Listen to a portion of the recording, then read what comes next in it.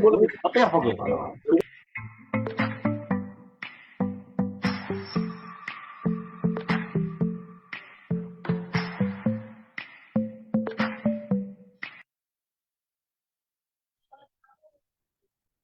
father was a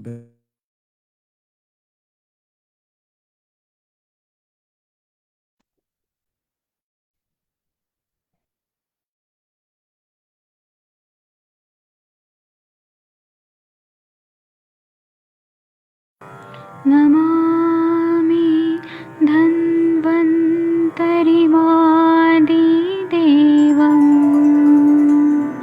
सुरासुरैर्वन्दितपादपद्मं लोके जरारुपयमृत्युनाशं दातारमीशं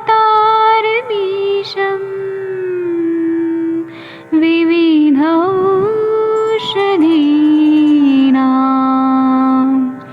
शङ्खं चक्रं जलौकां दधतं मृतघटं चारुतोर्भिश्चतुर्भिः सूक्ष्मस्वच्छादिरुद्यं शुकपरिविलसन् मौलिमं भोजनेत्रम् कालाम्बोदोज्ज्वलाङ्गं लटितटवीरचारुपीताम्बराढ्यं वन्दे धन्वन्तरिन्तं निखिलगदमिव प्रौढदावाग्निनीलम्।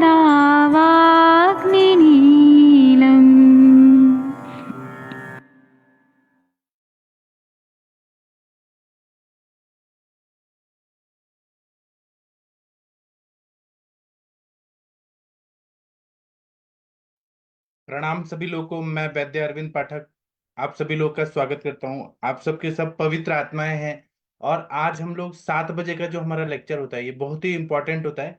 आज हम लोग मधुमेह या डायबिटीज को अलग तरीके से पढ़ेंगे, समझेंगे।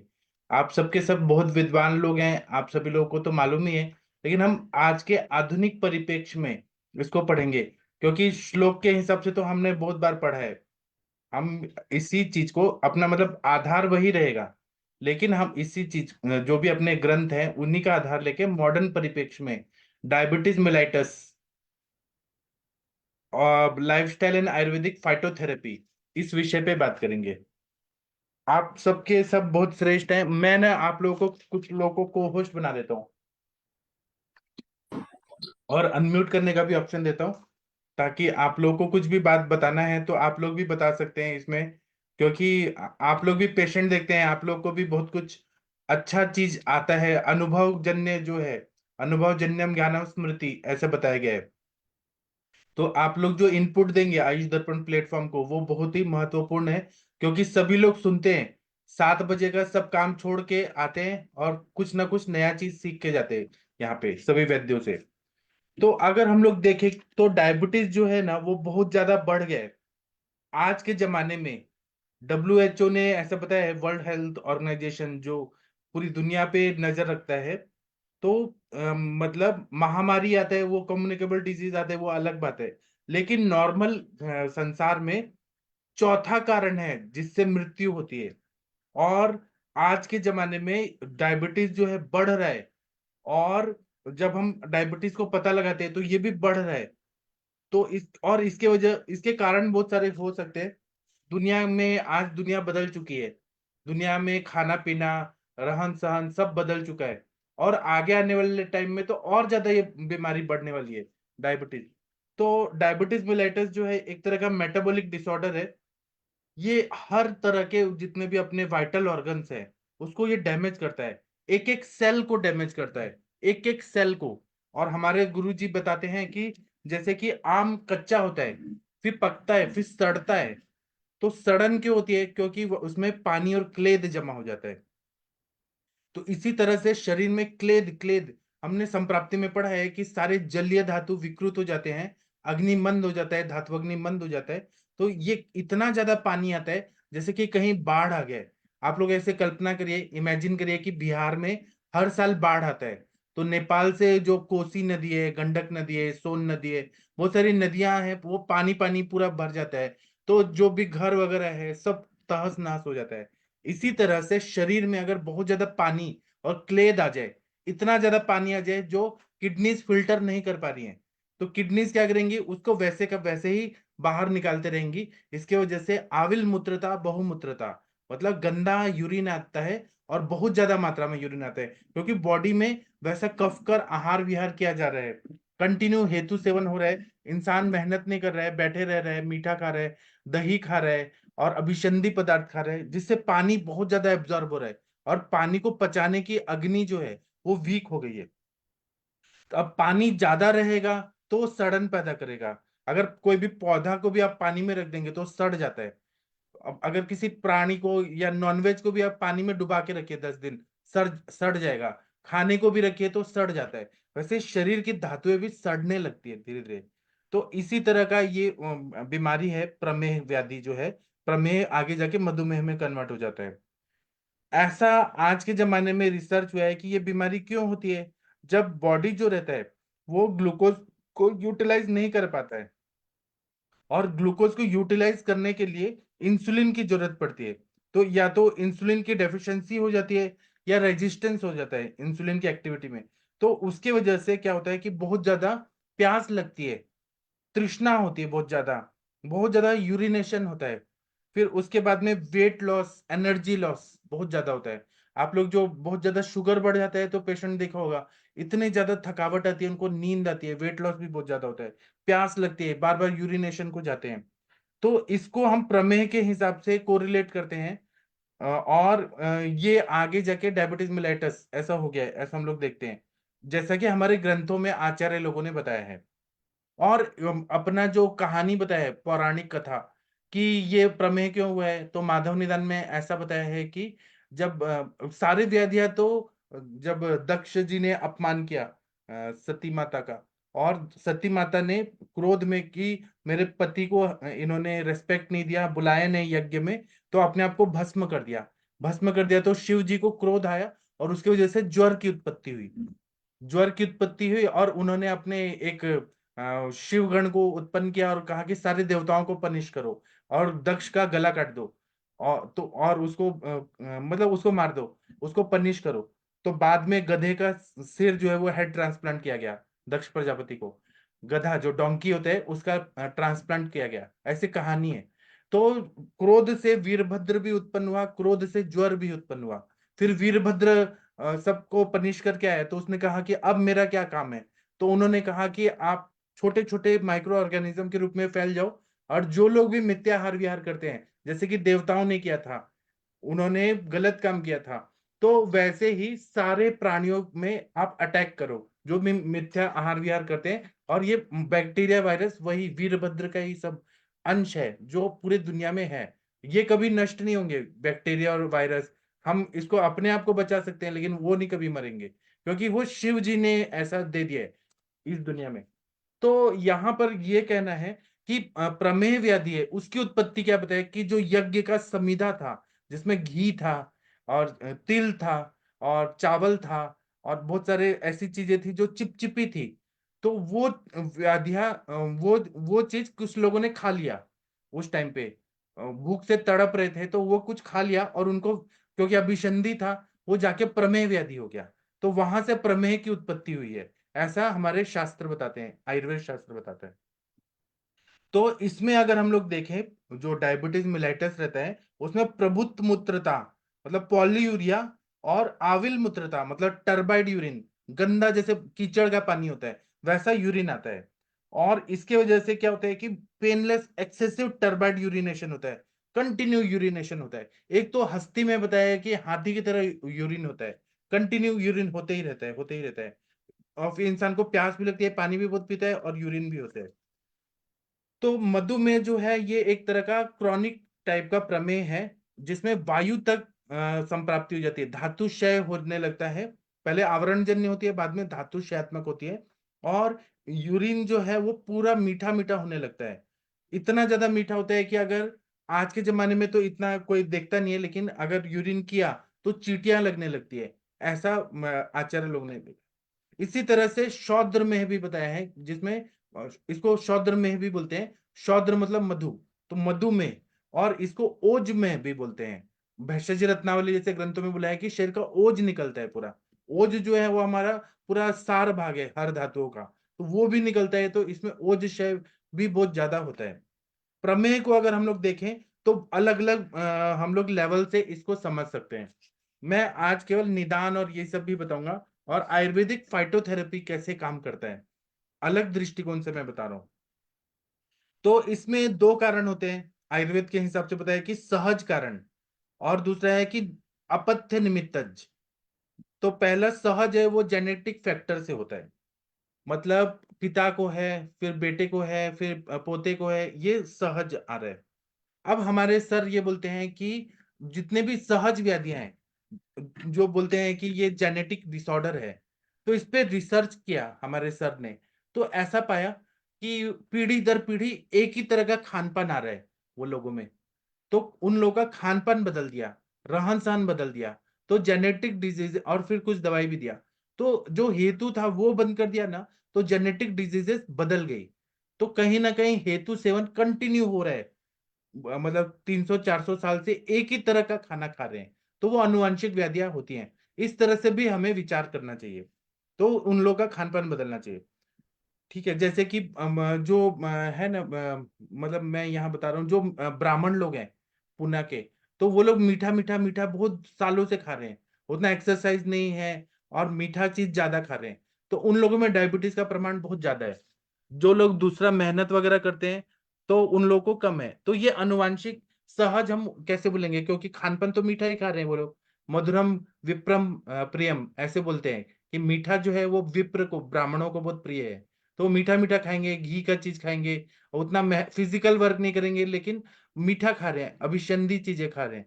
तो ये, तो फिर इसको सहज हम लोग बोलेंगे, ठीक है जेनेटिक है, लेकिन हेतु सेवन तो सालों साल आ ही रहा है ना, तो इसका चिकित्सा करना है तो वो हेतु बंद करना चाहिए, विहारात्मक भी चेंज करना चाहिए। ठीक है, अब इसी से टाइप 1 डायबिटीज होता है, ऐसा भी बताया है कि जेनेटिक फैक्टर से टाइप 1 डायबिटीज होता है। दूसरा है अपथ्य निमित्तज, मतलब लाइफस्टाइल में डिसऑर्डर हो गया, उसकी वजह से जो खान पान बिगड़ गया, और वो सब सेडेंटरी लाइफस्टाइल हो गया, उसकी वजह से होता है। इसी तरह से देह प्रकृति भेद से होता है। अब हमारे ग्रंथों में बहुत सोच विचार करके बोला है कि हमारा शरीर का सोमैटिक कॉन्स्टिट्यूशन कैसा है, शरीर कैसा बना है, उसके हिसाब से भी सोचना चाहिए। तो एक है कि सहज बलवान पेशेंट होता है, और एक कृश और दुर्बल होता है। तो इसमें हमें यह देखना चाहिए कि स्थूल प्रमेही, फिर कृश प्रमेही, दुर्बल प्रमेही, बलवान प्रमेही, ऐसे इस तरह से हमें सोचना चाहिए। दोषों के हिसाब से देखें तो वातज टाइप का कुछ रहता है, कोई पित्तज टाइप का रहता है, कोई कफज टाइप का रहता है। तो इसको साइंटिस्ट लोग ऐसा सोचते हैं, इसी को को रिलेट करके, कि जो वातज टाइप जा रहा है वो कहीं ना कहीं न्यूरोजेनिक जा रहा है, वो नर्वस सिस्टम पर अटैक करेगा, न्यूरोजन। पित्तज टाइप का है वो मेटाबॉलिक कारण से हो रहा है, और कफज टाइप का जो हो रहा है मधुमेह, वो हाइपरलिपिडेमिक हो रहा है, जिसमें थोड़ा कोलेस्ट्रॉल वगैरह भी बढ़ रहा है, और हाइपरलिपिडीमिया ये सब बढ़ रहा है। पित्तज में मेटाबॉलिक डिसऑर्डर्स हो रहे हैं, और वातज टाइप जा रहे हैं उसमें न्यूरोजेनिक हो रहा है, नर्व का इन्वॉल्वमेंट हो रहा है। ये एक एक विचार है बस। इसी तरह से प्रमेय जो बताया है आयुर्वेदा में, तो उसके सारी चीज विस्तार से बताई गई हैं कि किसको होता है। तो अगर हम हेतुओं पे विचार करें, तो जो लोग स्नान द्वेषी होते हैं, जिनको नहाना पसंद नहीं होता, बॉडी की साफ सफाई पसंद नहीं होती है, आलसी लोग रहते हैं, बैठे रहने का काम करते हैं, सोने रहने का काम करते हैं, रात को भी सोते हैं, दिन में भी सोते हैं, तो उन लोगों को ये होने का कारण होता है। इसी तरह से कर्म विद्वेषी, मतलब जो आलसी लोग हैं, चरक निदान स्थान में ये क्लियरली बताया है, 150 नंबर का श्लोक, 4th नंबर का जो चैप्टर है चरक निदान स्थान, 4th चैप्टर में 150 नंबर का श्लोक। तो स्नान द्वेषी और कर्म विद्वेषी, उन लोगों को ये ज्यादा होता है। चरक संहिता में और बताया गया है कि जो लोग मोटे होते हैं, अति स्थूल रोगियों को ज्यादा होता है, मतलब प्रोन टू डायबिटीज, उनको होने के चांसेस ज्यादा होते हैं जो बहुत ज्यादा मोटे होते हैं। या फिर मंद उत्साही, जो मतलब उत्साह नहीं होता है, उनको कितना भी अच्छा चीज बोलिए, अच्छा चीज वो करिए। इनएक्टिव जो लोग होते हैं, मंद होते हैं। और मंद उत्साही मतलब धीरे, उनको थोड़ा सा ज्यादा वो नहीं रहता है, इंटरेस्ट नहीं रहता फिजिकल वर्क, मेंटल वर्क में। या फिर जो फैटी लोग रहते हैं, स्मूथ पर्सनैलिटी, मतलब जो अति स्निग्ध लोग रहते हैं, जो खाने में तेल और घी का ज्यादा सेवन करते हैं, या स्निग्ध पिष्टमय चीज जैसे पिज्जा बर्गर वगैरह ज्यादा खाते हैं, या फिर मिठाइयाँ ज्यादा खाते हैं। कुछ लोग तो मैंने ऐसे देखे हैं कि 1-1 किलो पेड़ा एक दिन में खा लेते हैं। गुलाब जामुन एक टाइम में 1 किलो खा लेते हैं। मतलब उनको मीठा इतना पसंद होता है कि क्या बताएं। तो ये अति स्निग्ध लोग रहते हैं। फिर जो लोग सेंडेंटरी लाइफस्टाइल करते हैं, जो महासन, मतलब बैठे रहने का ही काम है, घूमना फिरना नहीं है, बस बैठे रहो, खाओ पियो बैठे रहो, फिर उसके बाद फिर खाओ पियो, फिर बैठे रहो और फिर सो जाओ, ऐसे काम। तो इन लोगों को ये प्रोन टू डायबिटीज मिलेटस होते हैं। इसी तरह से खाने पीने में कफज आहार विहार क्या होता है? कफज आहार क्या होता है? जो ऐसा आहार का सेवन करते हैं जिससे गुरुता आती है, हैवीनेस आता है।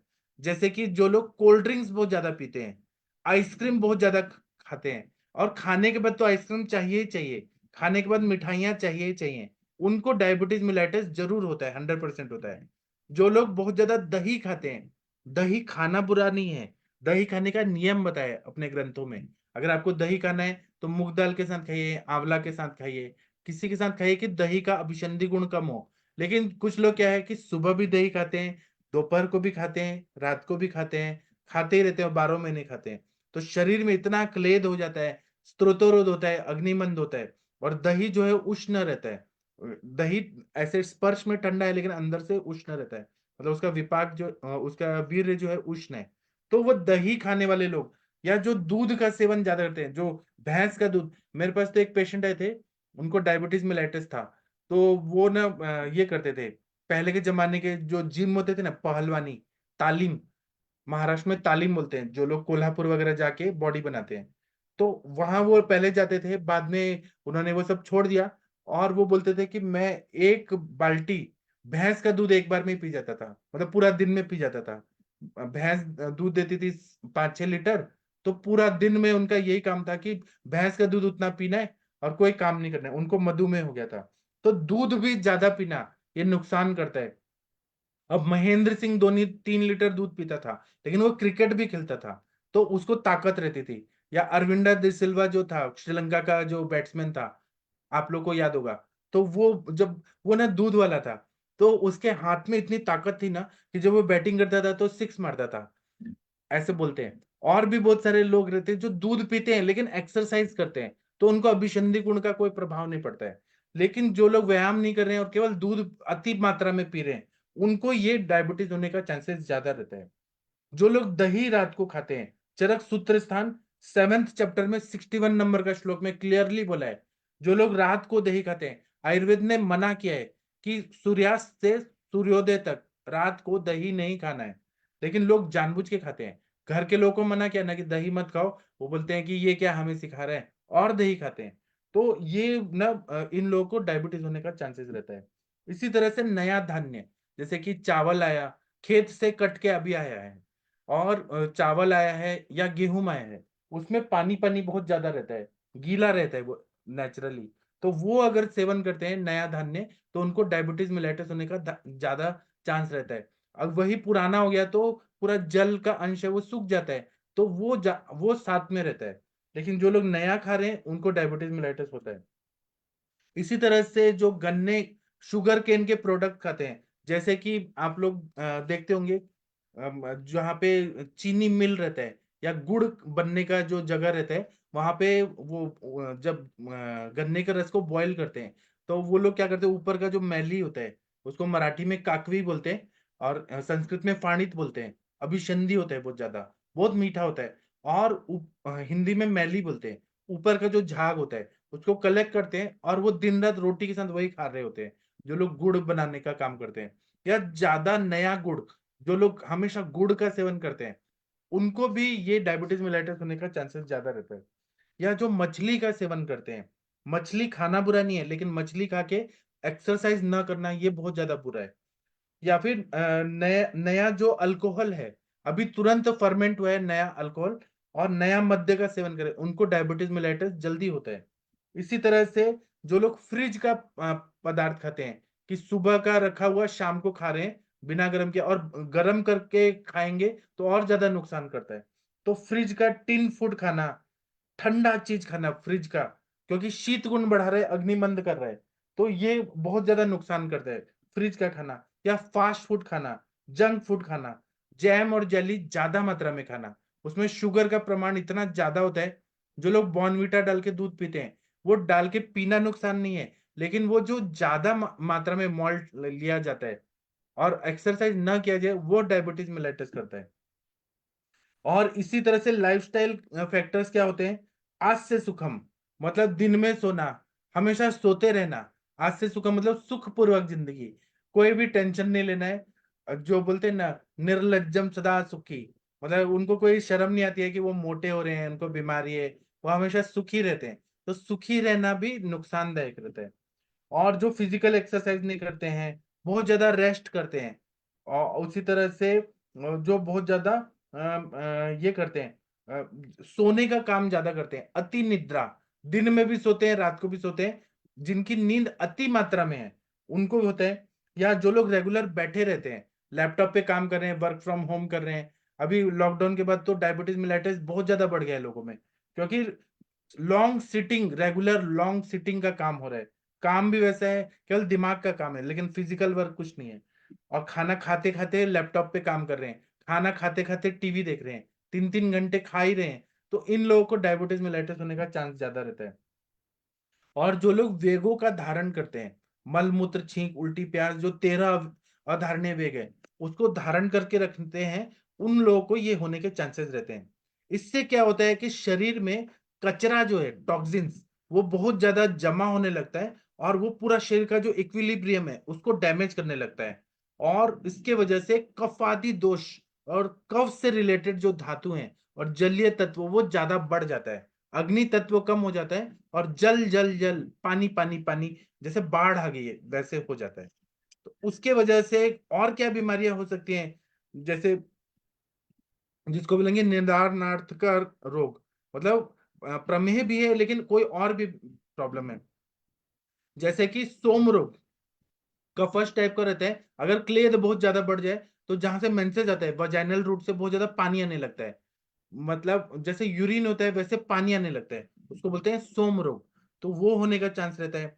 कुछ लोगों का मेद धातु इतना ज्यादा बढ़ जाता है कि उनको भस्मक रोग हो जाता है। भस्मक रोग एक तरह का ग्रहणी रोगी है, जिसमें अग्नि बहुत तीक्ष्ण रहती है, तो इंसान खाते रहता है, खाते रहता है। मेरे पास एक डायबिटीज के पेशेंट आई थी, वो 72 रोटी एक बार में खा जाती थी। उनके हस्बैंड बनाते रहते थे, और वो खाते रहती थी, खाते रहती थी।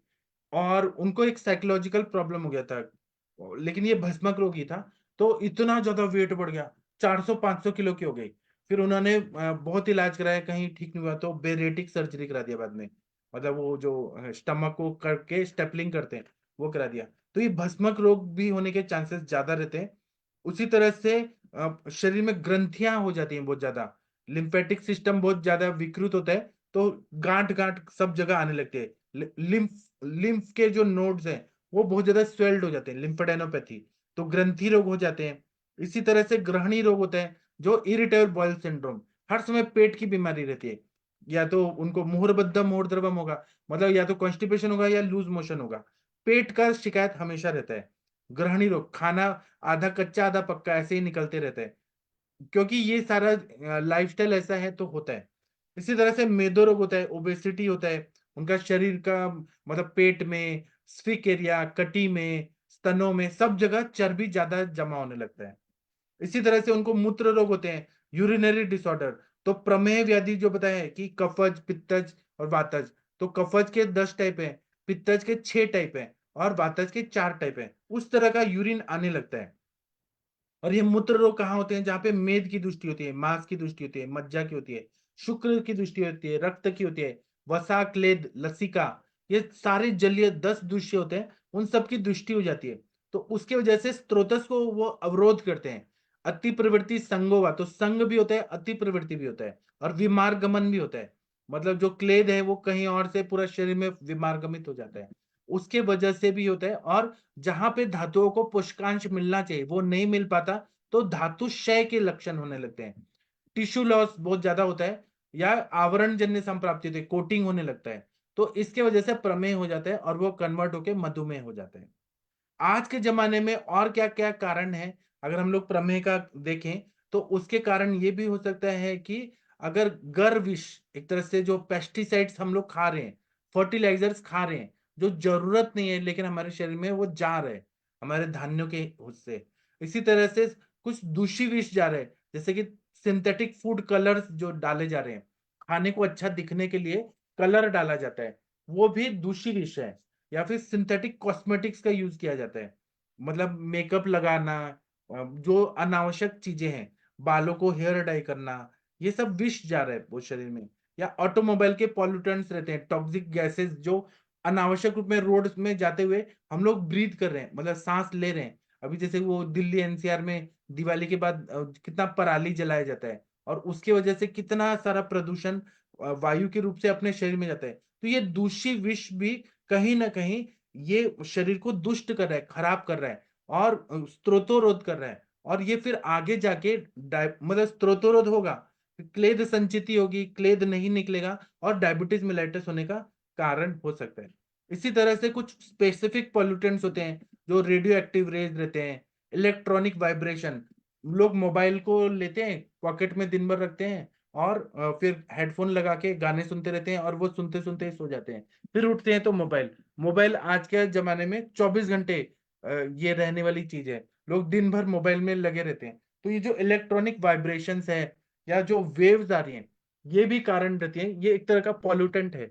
इसी तरह से इस पे और रिसर्च हो रहा है कि इससे क्या नुकसान होता है। इसी तरह से इलेक्ट्रॉनिक इन्वायरमेंट में रहना, हाई साउंड फ्रीक्वेंसी में रहना, ये सब भी नुकसान देता है। तो जितना इलेक्ट्रोमैग्नेटिक एक्टिविटी बढ़ रही है, उतना जो शरीर का एसिड और बेस का जो है, क्षारीय तत्व और अम्लीय तत्व, ये बिगड़ रहा है।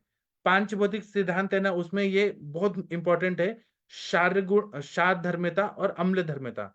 जितना इलेक्ट्रोमैग्नेटिक एक्टिविटी लोगों का बढ़ रहा है, इलेक्ट्रॉनिक डिवाइसेस आ रहे हैं, लैपटॉप है, फिर उसके बाद अलग अलग इलेक्ट्रॉनिक डिवाइसेस है, उसके साथ संपर्क में रह रहे हैं, तो इससे वाटर इलेक्ट्रोलाइट और पीएच वैल्यू ये पूरी तरह से इम्बैलेंस हो रहा है।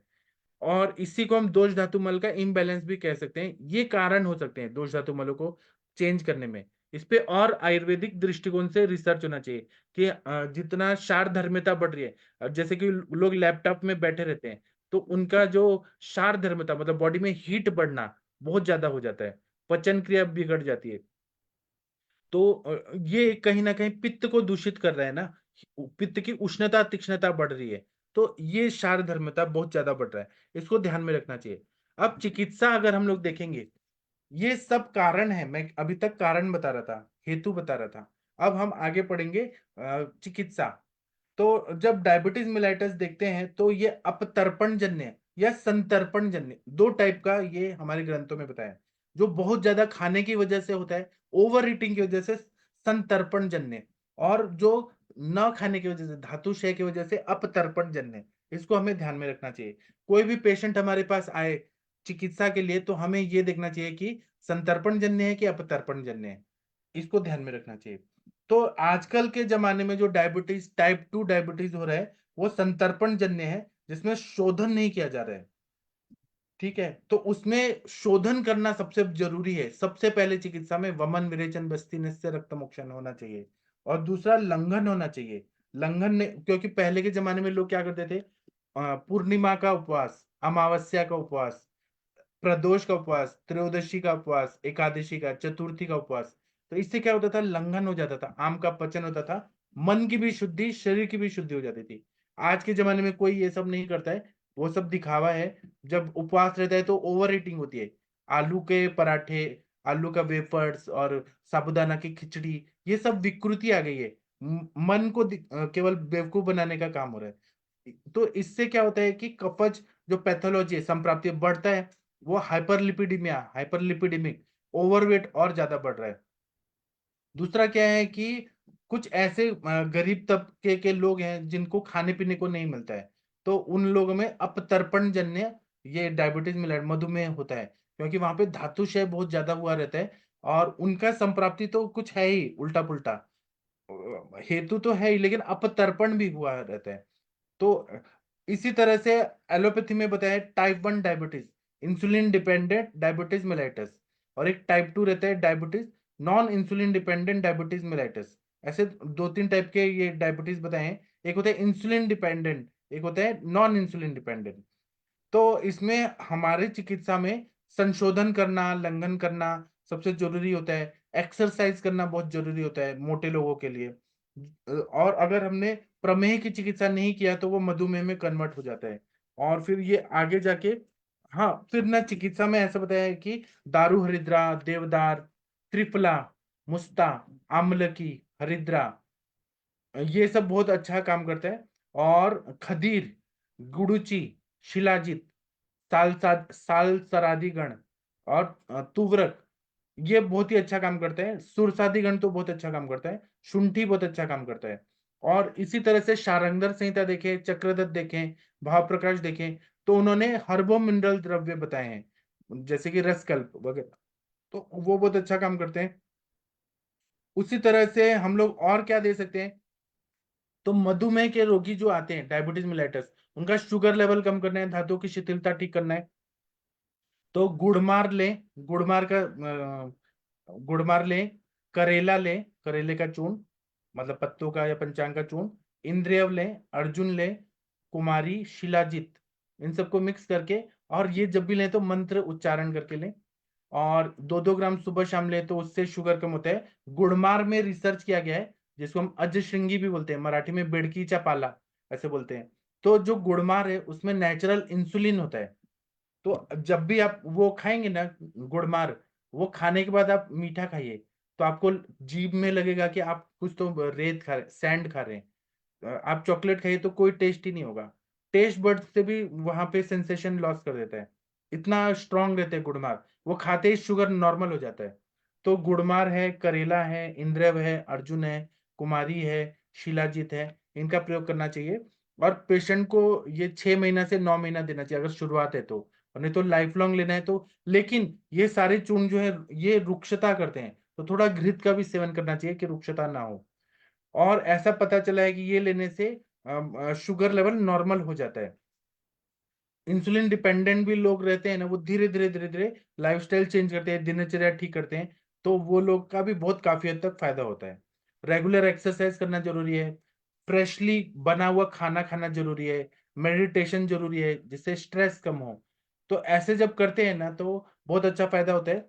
इसी पे ऑस्ट्रेलिया में जो आयुर्वेद यूनिवर्सिटी है वहां पे काम हुआ है, इंडिया में तो हुआ ही है, इटली में हुआ है, यूनाइटेड किंगडम में हुआ है, जर्मनी में, स्पेन में, और आयुर्वेद यूनिवर्सिटी ऑफ कैलिफोर्निया जो वहां पे कैलिफोर्निया में है, वहां पर भी क्लिनिकल ट्रायल्स हुए हैं। और सबको ये अनुभव है कि आयुर्वेदिक दवाइयां ज्यादा अच्छी रहती हैं, सेफ रहती हैं, और हम आयुर्वेद से जितना मैनेज अच्छा करते हैं, कॉम्प्लिकेशन आगे ना बढ़े, वो और कोई पैथी नहीं कर सकते जितना आयुर्वेद कर सकते हैं।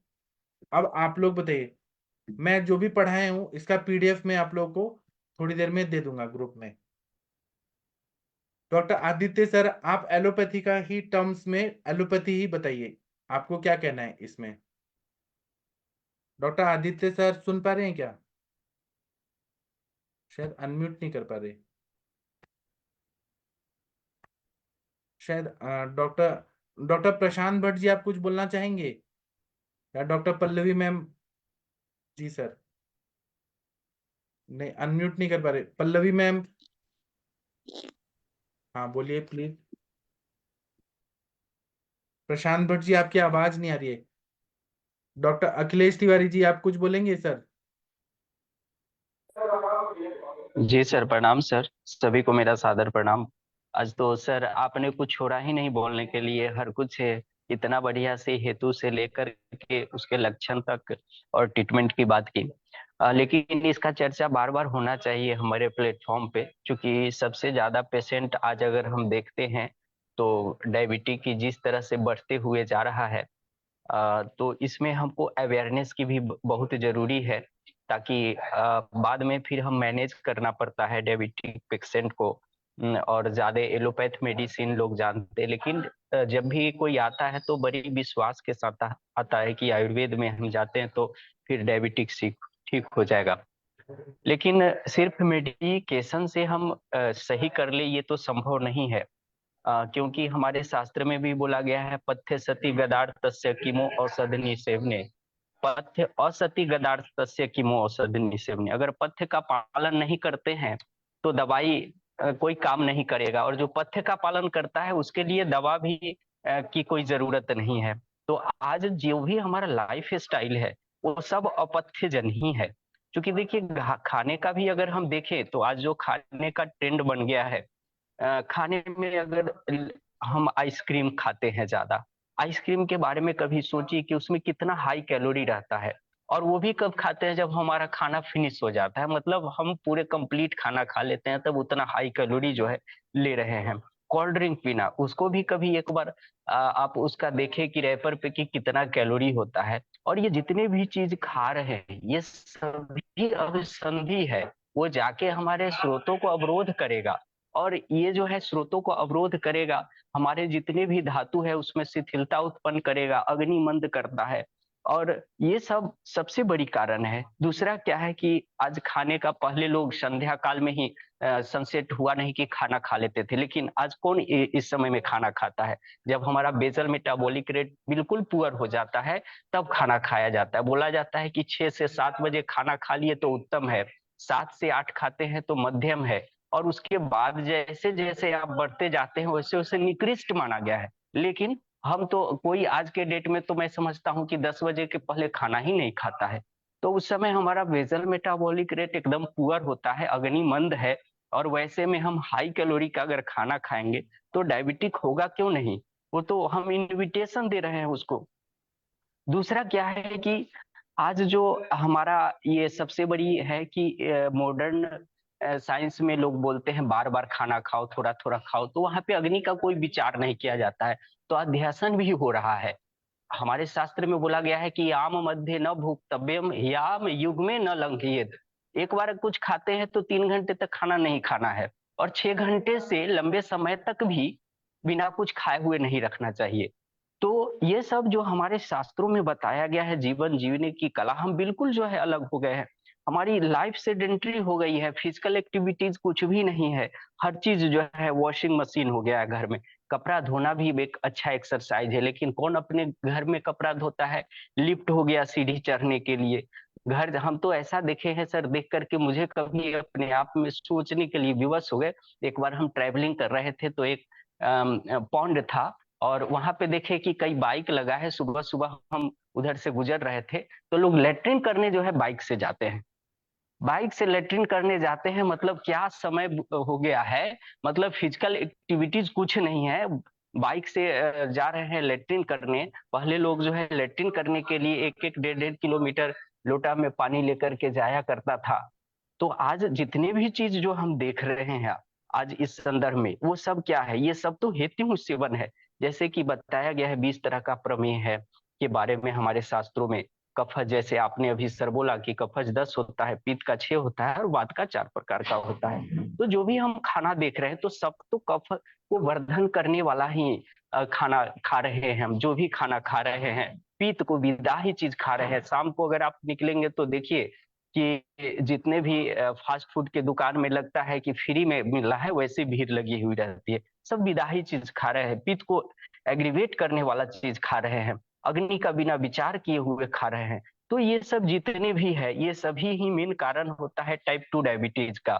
हम एक बहाना कर लेते हैं क्या कि हमारे तो फादर के थे, मदर के हैं, नाना के, नानी का तो हो रहा है, वो तो कॉज है। लेकिन ये चीज को हम नहीं देख रहे हैं कि हमारा जो लाइफ स्टाइल को हमको सुधार करना चाहिए, आज उसको नहीं करके और एक बहाना सोच करके हम अपने आप को कहते हैं कि ये तो होने वाला है। दूसरा क्या है कि कुछ जो है जैसा कि कोरोना काल में देखे थे कि मेडिकेशन के कारण भी हुआ था, जैसे एंटी इन्फ्लेमेटरी ड्रग के रूप में स्टेरॉइड वगैरह लिया था, तो उस समय भी बहुत सारा देखा गया था कि उस समय ग्लूकोज का ज्यादा हो गया था। तो वो तो खैर मैनेजेबल था। कुछ जो है गेस्टेशनल होता है जो प्रेगनेंसी पीरियड में होता है, और हमने कुछ एक्यूट केस भी देखा है, जैसे अभी घात जब हो जाता है, किसी कारण से आघात हो गया पेंक्रियाज, का जो हमारा बीटा सेल डैमेज वगैरह होता है, तो उसके कारण भी जो है होता है। तो ये सब है। हेतु का भी तो सर आपने बता ही दिया, ये तो इतना कॉमन हो गया है कि सब कोई हेतु के बारे में जानता है। लेकिन यहाँ पर जब हम दो तरह से बात करते हैं कि एक संतर्पण जन्य होता है, एक अवतर्पण है, तो यहाँ पर 95% अगर मुझे अगर बोला जाए करने के लिए तो संतर्पण ही मिलता है, बहुत कम ही अवतर्पण जन्य मिलता है आज के डेट में। तो ये जो है हम लोग को अवेयरनेस होना चाहिए, थोड़ा फिजिकल एक्टिविटीज होना चाहिए। हमको तो देखते हैं कि बहुत सारे हमारे आयुर्वेद जो प्रैक्टिशनर है उनको भी है, लेकिन वो भी इस तरह के और उन्हीं को देखते हैं कि जो अम्ल नहीं करते हैं, हमारे जो दिनचर्या है उसका पालन नहीं करते हैं। ये सब का पालन हम लोग को करना चाहिए और पेशेंट को भी इस चीज के बारे में जो है अवेयर कराना चाहिए। हम सर पहले थोड़ा हम चिकित्सा पे बात करें क्या सर? हेलो सर, मेरी आवाज आ रही है क्या? यस सर, आ रही है, आपकी आवाज क्लियर आ हाँ, रही है। ओके ओके ओके मैम, तो मैं थोड़ी चिकित्सा पे बात करता हूँ। इसमें जो है हम पहले दिया करते थे, क्योंकि पहले तो गृहिणी का ही चिकित्सा करते हैं, गृहिणी का प्रॉपर चिकित्सा करने के बाद शुरू करते हैं। कभी कभी हम बस्ती भी देते हैं, और बस्ती में निरूह बस्ती देते हैं। उसमें गुरुची रहता है, पटोल पत्र रहता है, नीम का पत्र रहता है, और एक अम, एक क्या सर, जी बोलिए बोलिए। ये जो जी आ, अरे एक और कोई चीज है जो मुझे अभी माइंड में ना रहा है, उसका काढ़ा बना के देते हैं। ये इससे क्या होता है कि तुरंत मतलब हम उसको जो जिसका बहुत ज्यादा ग्लूकोज है उसको मैनेज कर लेते हैं। उसके बाद हमारा आरोग्य वर्धनी बटी से ही हम शुरू करते हैं पहले, और आरोग्य वर्धनी बटी देते हैं। उसके बाद हमारा एक फार्मूला है जिसको हम यूज किए हैं और उसका बहुत अच्छा प्रभाव है। मेथी को 150 मिलीग्राम लेते हैं, उसको 11 दिन तक गौमूत्र में, रात को गौमूत्र में डालते हैं और सुबह में निकाल देना है, ऐसा 11 दिन करते हैं। और उसको फिर जब छाया शुष्क करके पाउडर बनाते हैं, गुडुची का पाउडर 100 ग्राम लेते हैं, काला जीरा 50 ग्राम डालते हैं, त्रिफला 100 ग्राम डालते हैं, और जामुन का बीज भी 50 ग्राम डालते हैं। गुरमार 100 ग्राम रहता है। करेला को छोटा छोटा पहले बढ़िया से वॉश करके और छोटा छोटा टुकड़ा कट करके उसको सुखा लेते हैं, और फिर उसको पाउडर बना लेते हैं।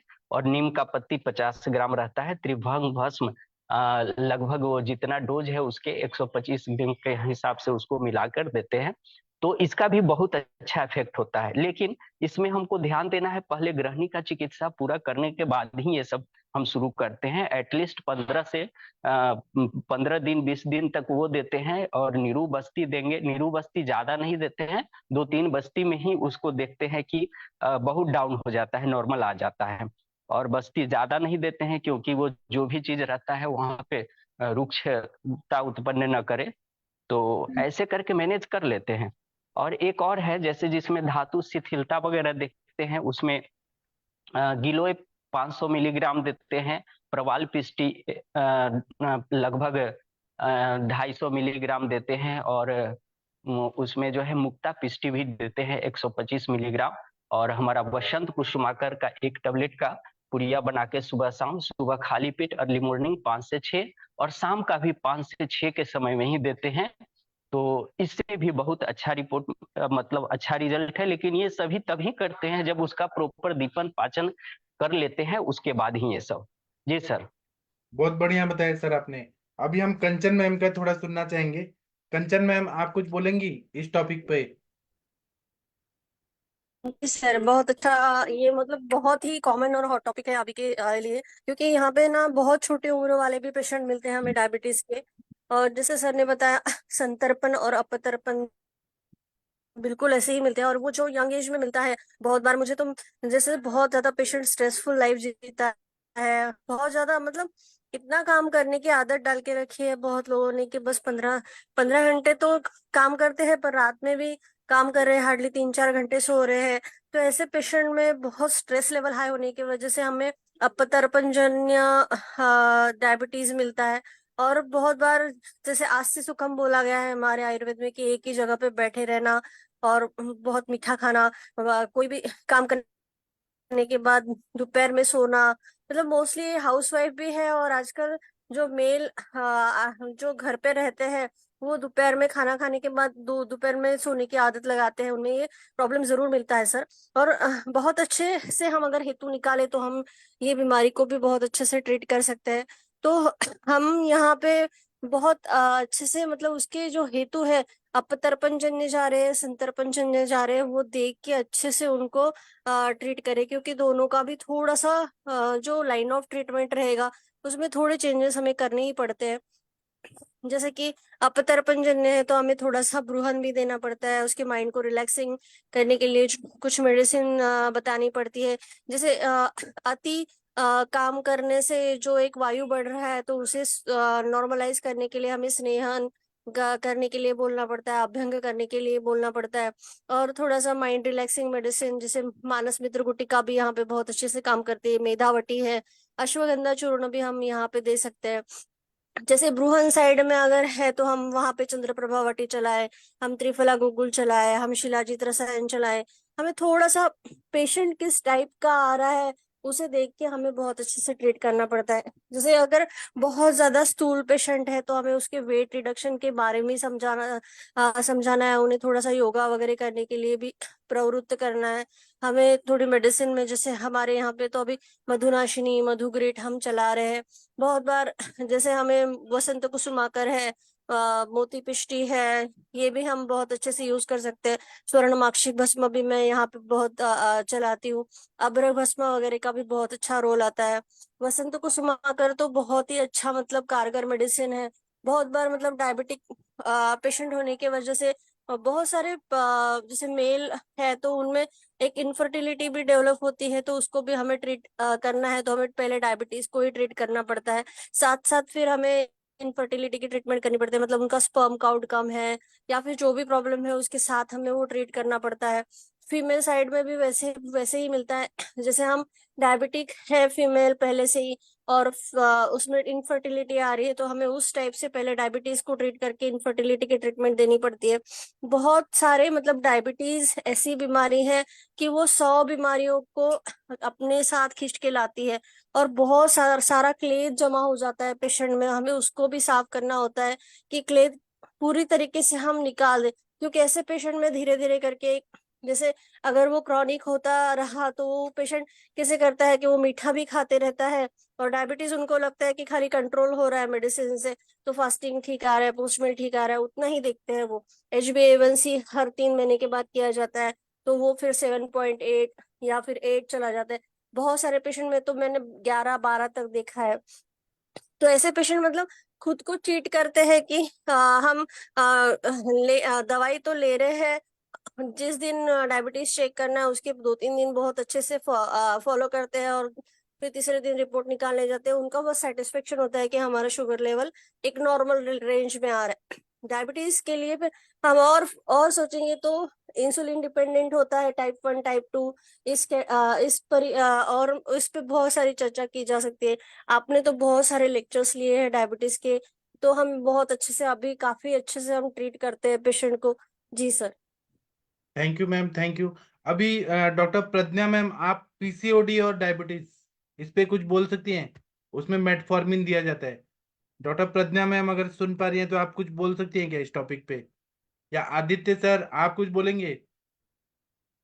एलोपैथी का पूरा कॉन्सेप्ट बताइए सर। आदित्य सर तक आवाज नहीं जा रही है। और कोई बोलिए। सर हाँ, नमस्कार सर।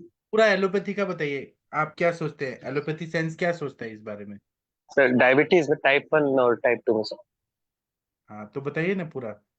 हाँ सर, डायबिटीज बेसिकली अगर टाइप 1 होती है तो यूजुअली यंग एज में प्रेजेंट होती है। टाइप 1 डायबिटीज में जो पेनक्रियास जो ग्रंथि रहती है पेनक्रियास वो डैमेज हो जाती है किसी भी कारण वश। जैसे कारण उसके ये रहते हैं कि ऑटो एंटीबॉडीज बनती है, जैसे एक तरीके से पित्तज टाइप का सब जो आयुर्वेद गुण है। नहीं, हमें एलोपैथी बताइए। हाँ यस आयुर्वेद सर। हमें आता तो है। हाँ यस, जी। तो बेसिकली ग्रंथि में टाइप 1 डायबिटीज में ऑटो एंटीबॉडीज बनती है जिससे आइलेट सेल्स लैंगरेंस के वो डिस्ट्रॉय हो जाते हैं टेल ऑफ पेनक्रियास में। उसके कारण हॉर्मोन्स निकलना बंद हो जाते हैं तो हमें एक्सटर्नल इंसुलिन देना पड़ता है। टाइप 1 में सी पेप्टाइड मतलब जो इंसुलिन के ब्रेकडाउन प्रोडक्ट्स वो कम उसकी मात्रा मिलती है ब्लड। टाइप 2 में जो होता है उसके कारण टाइप 1 में शुगर बढ़ जाती है, मतलब इंसुलिन नहीं होता है, इंसुलिन ग्रोथ फैक्टर मतलब जैसे बृहद करता है, तो इसलिए लोग कृश रहते हैं टाइप 1 में। और क्योंकि इंसुलिन की कमी रहती है। टाइप 2 में क्या होता है कि अब टाइप 2 में क्या होता है, मेटाबॉलिक सिंड्रोम हो जाता है, जिसके कारण ओबेसिटी, हाइपरटेंशन और लाइफस्टाइल चेंजेस और ओबेसिटी, हाइपरटेंशन, लाइफस्टाइल चेंजेस और फैटी लिवर, ये सारी चीजें इसमें पाई जाती है। और इस मेटाबॉलिक सिंड्रोम के कारण हमें इंसुलिन रेजिस्टेंस मिलता है, मतलब इंसुलिन रहता है लेकिन काम नहीं कर पाता। तो इसमें हम ओरल हाइपोग्लाइसेमिक्स देते हैं, शुगर देर से थोड़ा एब्जॉर्ब हो, शुगर इंटेस्टाइन से जो कार्बोहाइड्रेट ब्रेकडाउन प्रोडक्ट शुगर है देर से एब्जॉर्ब हो। और उसके अलावा हम सर जैसे ओरल हाइपोग्लाइसेमिक्स में बहुत सारे लेवल के ओरल हाइपोग्लाइसेमिक्स रहते हैं, जैसे एक तो देर से एब्जॉर्ब हो तो वोगली बोस टाइप के ये फाइबर्स रहते हैं, फाइबर टाइप के। फिर उसके अलावा सल्फोनिल यूरियास रहते हैं जो इंसुलिन प्रोडक्शन बढ़ाते हैं। उसके अलावा लिवर पे काम करने वाली दवाइयां रहती हैं जो लिवर से पेरोक्सिसोम्स का ज्यादा अच्छा यूटिलाइजेशन बढ़ाता है। इसके अलावा नए कंजेनर्स भी आ गए जिसका मैकेनिज्म ऑफ एक्शन समझ में नहीं आया है। तो ओवरऑल हम इंसुलिन रेजिस्टेंस को डील करने के लिए ओरल गोलियां देते हैं, उससे अगर आराम मिल जाए तो ठीक है, नहीं तो फिर हमें इंसुलिन इंजेक्शन लगाने पड़ते हैं। इंसुलिन इंजेक्शन ह्यूमन बेस्ड जो पेप्टाइड है उसको हम रेप्लिकेट करके लैब में बना के जो पेप्टाइड रहता है उसको सिंथेसाइज करके देते हैं। इसी तरीके से हम पोर्सिन बेस्ड भी दे सकते हैं, और आजकल तो ह्यूमन बेस्ड यूज करते हैं। इंसुलिन में भी फिर short acting, long acting, medium acting रहते हैं, डिपेंडिंग कि किस तरीके से डायबिटीज बिहेव कर रही है। अगर डायबिटीज कई बार क्या होता है जिनको शुगर ज्यादा होती है हमसे खाने के बाद गिर भी सकती है, तो ऐसे में शॉर्ट एक्टिंग देंगे। अगर इनका बेसलाइन फास्टिंग ही ज्यादा है तो उसमें हम लॉन्ग एक्टिंग देंगे। और सर यही है सर। बहुत बढ़िया बताया आपने। और इस टॉपिक पे कोई कुछ बोलना चाहते हैं? प्रज्ञा मैम कुछ बोलना चाहती है? आप कुछ बोलिए, आप लोग जो आता है बोल दीजिए, आप कोई शर्माएगा नहीं। कोई और बोलना चाहते हैं? प्रशांत भट्ट जी कुछ बोलना चाहते हैं? पल्लवी मैम आपने बहुत अच्छा अच्छा लिखा है, कृपया यहाँ पर बोलिए। लोग फेसबुक पे सुन रहे हैं, बहुत सारे लोग। मुंबई की डॉक्टर कुछ बोलिए प्लीज। शायद अनम्यूट नहीं कर पा रहे। नहीं, अनम्यूट करने का तो ऑप्शन दिया है मैंने। वैशाली मैम आप कुछ बोलना चाहेंगी इस टॉपिक पर? गीता मैम कुछ बोलिए आप प्लीज। शायद टाइम हो गया इसलिए लोग अभी बोलना नहीं चाहते। तो ठीक है, अब हम कल मिलेंगे 7 बजे कुछ नए टॉपिक पर। और अभी हम सेशन बंद करते हैं। 8:15 पे फिर से क्लिनिकल संभाषण शुरू होगी। तब तक के लिए थैंक यू, प्रणाम सभी लोगों को।